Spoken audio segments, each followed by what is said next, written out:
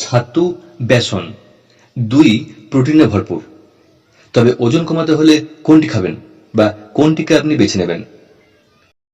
এ প্রসঙ্গে বিস্তারিত তথ্যে আসার আগে আগের মতোই করছি ছোট্ট একটি রিকোয়েস্ট, চ্যানেলটি সাবস্ক্রাইব করে রাখার এবং নোটিফিকেশন বেল আইকনের অল নোটিফিকেশন অন করে রাখার। অবশ্যই ভিডিও লাইক দিন এবং তথ্যটি জানান অন্যদেরকে শেয়ার করে। বেসনে চুবিয়ে তৈরি তেলে ভাজার স্বাদ অনবদ্য। বেসন হোক বা ছাতু, দুই হেঁসেলের অবিচ্ছেদ্য অঙ্গ। ভাজাভুজির জন্য যেমন দরকার পড়ে বেসনের, তেমনি উপোস হোক বা সকালে তাড়াহুড়ো করে কাজে বেরোনো। ছাতু মাখা বা ছাতুর শরবতে ভরসা রাখেন অনেকেই। তবে স্বাস্থ্যকর খাবার হিসেবে শুধু ছাতু নয়, বেসনকেও গুরুত্ব দেন অনেকে। ধোকলা থেকে বেসনের চিলা, বাঙালি হেঁসেলেও তা জায়গা করে নিয়েছে। বেসন হোক বা ছাতু, দুই পাওয়া যায় ছোলা থেকে, প্রোটিনেও ভরপুর উভয়ই। কিন্তু যদি প্রশ্ন ওঠে মেদ গলানোর, তাহলে কোনটি বেছে নেওয়া ঠিক হবে?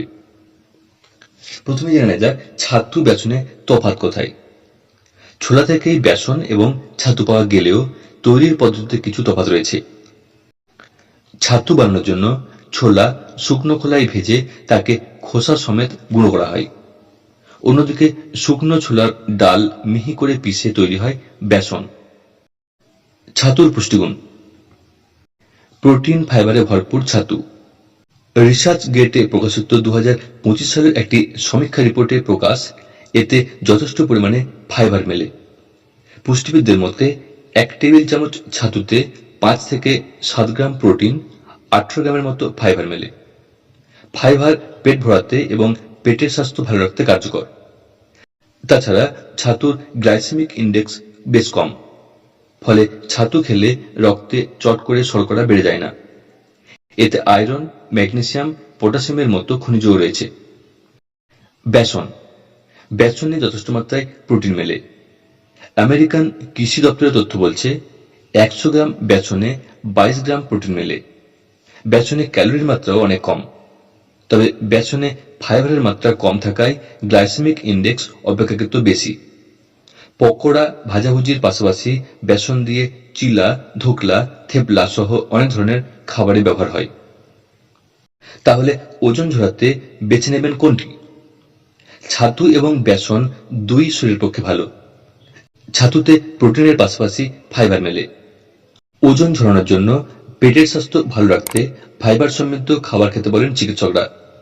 অন্যদিকে বেসনে প্রোটিনের পরিমাণ বেশ যথেষ্ট। দুই জিনিস দিয়ে তৈরি খাবার খাওয়া যায়।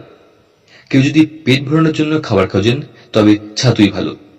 ছাতু অনেকক্ষণ পেট ভরিয়ে রাখে। তাছাড়া পাতিলেবুর রস দিয়ে তৈরি ছাতুর শরবত শরীরে জলের যোগান দেয়। এতে ভিটামিন সিও পাওয়া যায়। গরমের দিনে পেট ঠান্ডা রাখে।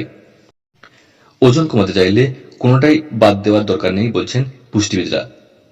তবে তাদের পরামর্শ, খেতে হবে বুঝে। ছাতুর শরবতে চিনি বা গুড় যোগ করলেই ক্যালোরির মাত্রা বাড়বে।